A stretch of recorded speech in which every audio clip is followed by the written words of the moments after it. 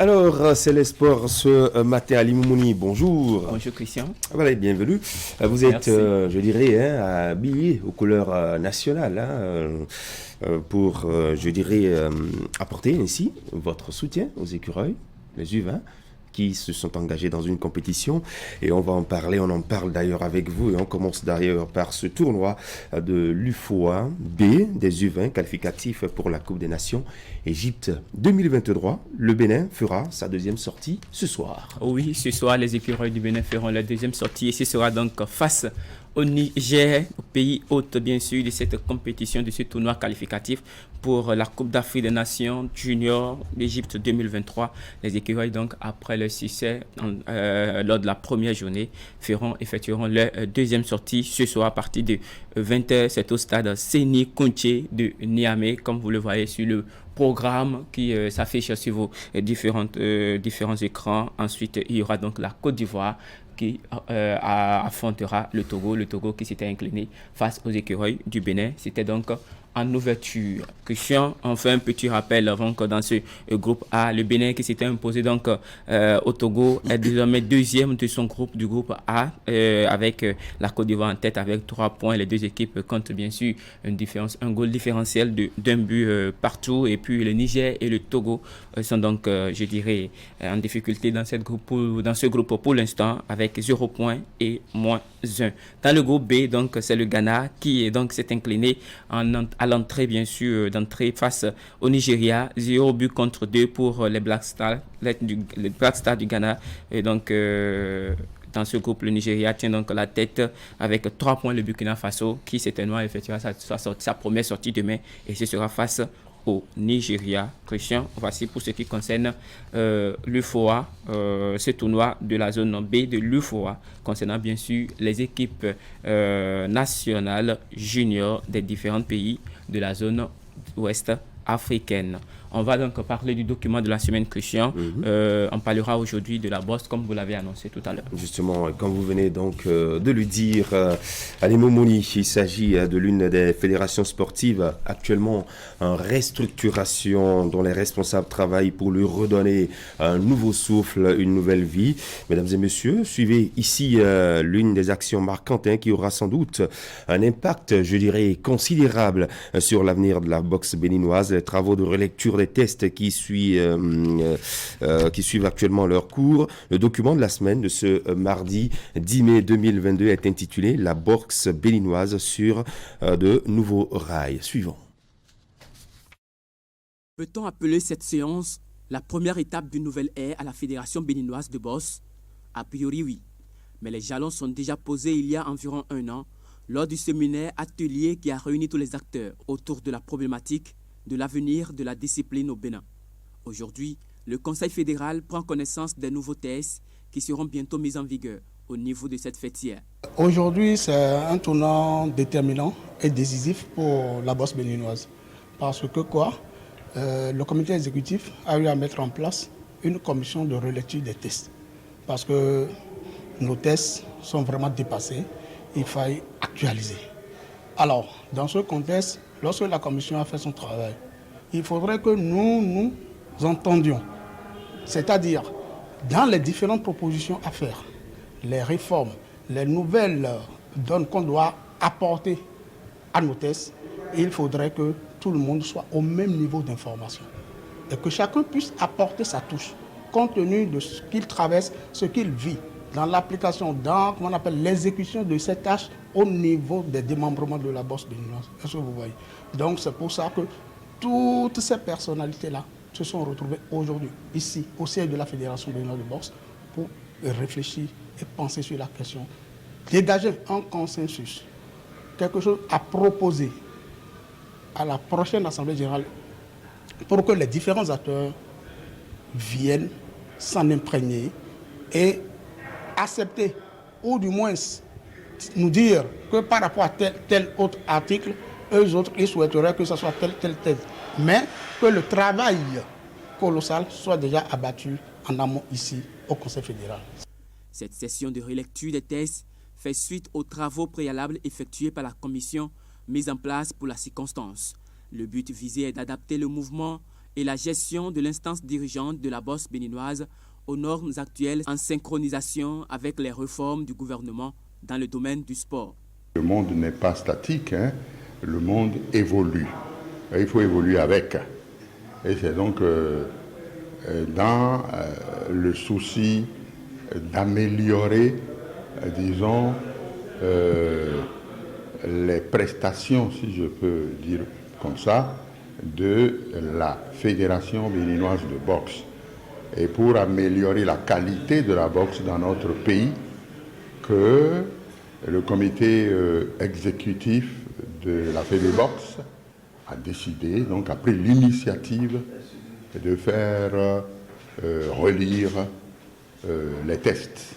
On a fait des corrections par rapport à la déontologie, n'est-ce pas, de cette discipline-là, boxe, par rapport à cette déontologie, par rapport à la pratique de la boxe dans notre pays, voyez-vous, et par rapport notamment aux réformes, au pluriel bien entendu, hein, aux réformes en cours dans notre pays, dans le sport. Toute une journée d'échange entre les membres du bureau exécutif de la Fédération béninoise de boxe, les différentes ligues, les membres de la Commission nationale juridique et des disciplines et bien d'autres experts. Très vite, les débats sont devenus houleux avec plusieurs propositions qui s'inscrivent toujours dans la logique du développement de la boxe béninoise. Et les différentes propositions qui se font sont pour pallier à certaines ambiguïtés dans les anciens tests. Et à partir de ce moment, je crois les jours, ou du moins cela augure d'un meilleur lendemain pour la boxe béninoise qui est en train de prendre un envol que j'apprécie et pour le bonheur des amoureux de ce noble art. La configuration du bureau exécutif est l'un des sujets dont les participants ont débattu. Et même si tout est encore en pleine discussion, les acteurs entendent travailler pour corriger l'insuffisance du passé et se lancer sur de nouvelles expériences pouvant faciliter le développement de la boxe béninoise. Depuis des décennies, la boxe béninoise a toujours fonctionné avec les tests qui existent là, jusque-là. Nous avons constaté que lorsque nous élisons les présidents de ligue, les comités exécutifs de ligue, certainement qu'ils ont des difficultés à mettre en exécution le plan de développement et de promotion de la boxe dans leur département. Donc, ça n'a jamais donné les résultats escomptés. Alors aujourd'hui, nous proposons des postes de vice-présidence où nous irons identifier des personnes ressources à qui nous allons confier cette responsabilité de faire la promotion et le développement de la boxe dans les différents départements. Donc seulement ceux-là sont là en appui, viennent en appui pour les présidents de ligue. Est-ce que vous voyez? Donc tout à l'heure dans la salle, vous avez senti que les responsables de ligue n'ont pas compris la chose, comme quoi c'est comme si ces vice-présidents chargés du développement de la boxe dans leurs différents départements viennent pour leur ravir la vedette. Non, ils vont travailler en symbiose. En analysant la vision du président Pierre Révy, qui est le président de la Fédération béninoise par intérim de la boxe, c'est dans le but de dynamiser ces différentes ligues départementales afin de donner le coup de ce noble art à tous ceux qui aiment bien sûr la boxe au Bénin.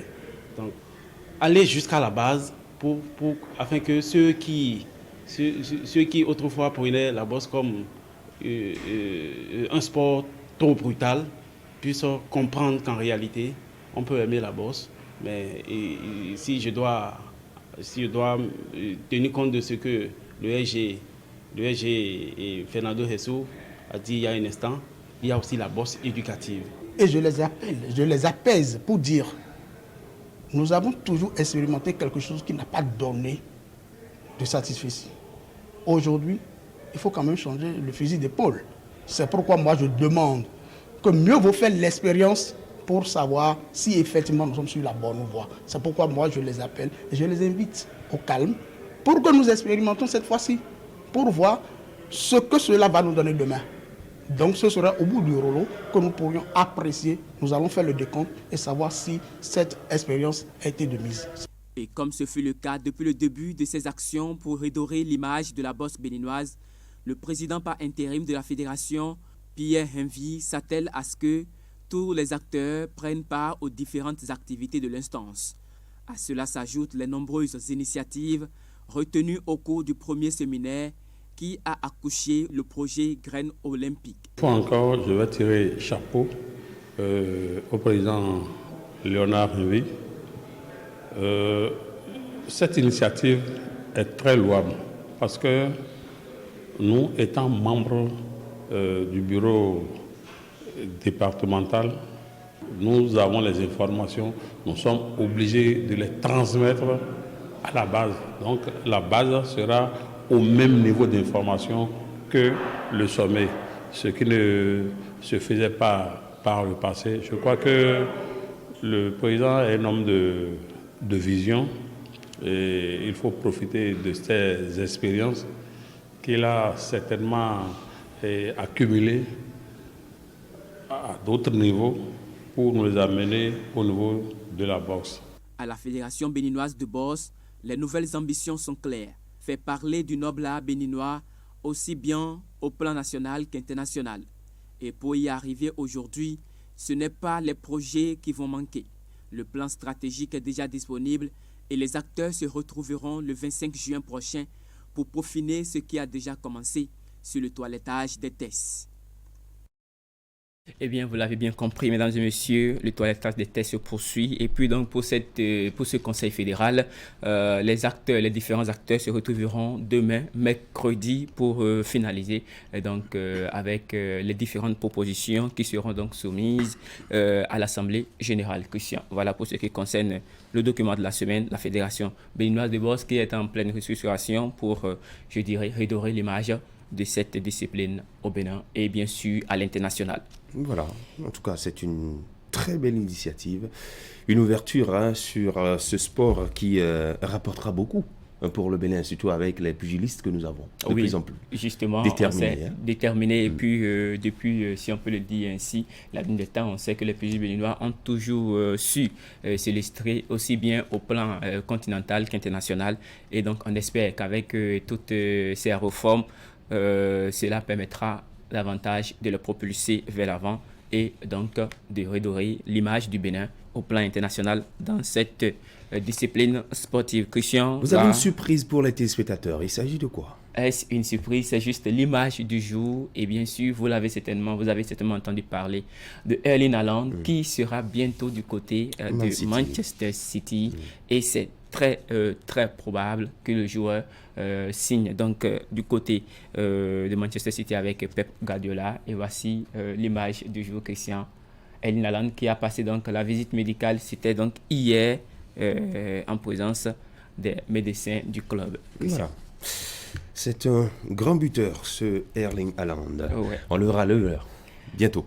Merci à vous, Ali Moumouni. Rendez-vous demain, quand nous serons mercredi, pour d'autres informations sportives à partager avec nos téléspectateurs. Nous sommes mardi